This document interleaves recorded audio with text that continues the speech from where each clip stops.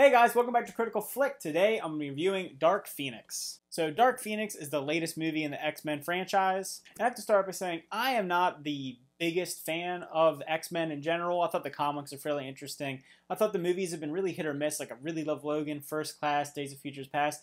Then you've had some really bad films. So I kind of went into it being a little skeptical. Obviously there's a lot of news around the reshoots and everything that was happening with this film. So I don't know. I went into it with an open mind, but just, a little worried about it. And I have to say, I don't think that it's egregiously terrible. I don't think it's the worst X-Men movie. I think it's somewhere around the middle. It's certainly, for me, not as good as the likes of Logan or First Class, but I don't think it's worse than Origins or Last Stand, and I kind of like it as much as maybe Apocalypse, maybe just a little bit more, actually.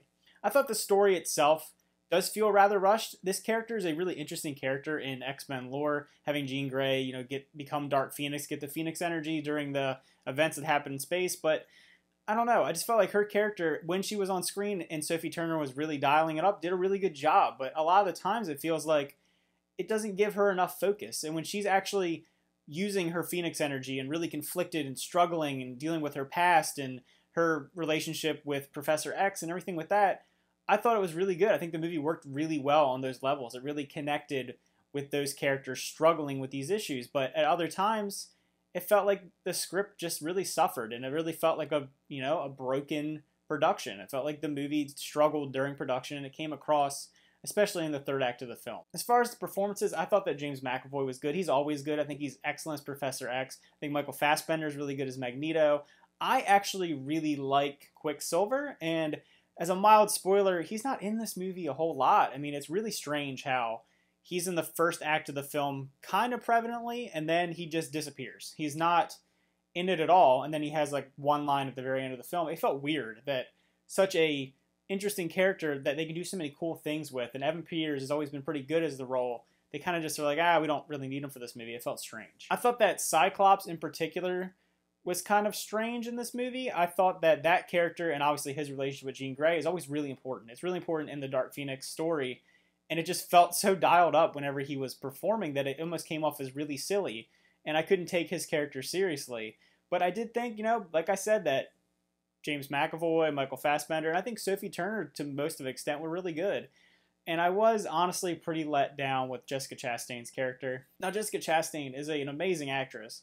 In this movie, she doesn't have a lot to do. She plays this character that just has no charisma, nothing. And I get that's the role. It's kind of, a soulless alien character, but it just felt like a waste. It felt like a lot of times when she was on screen, I was like, I don't care about this. I don't care about what's going on with her.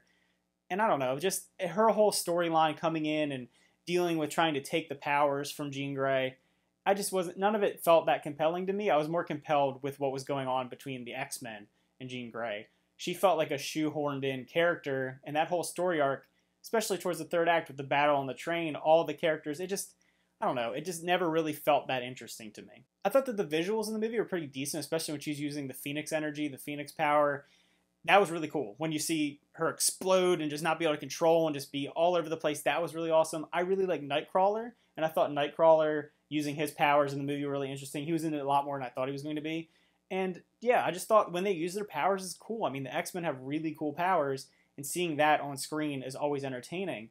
But I don't know. At the end of the day, the movie's just really a mixed bag for me. I didn't think it was awful. I thought that the production of it wasn't great. I thought the script felt rushed and at times was kind of clunky.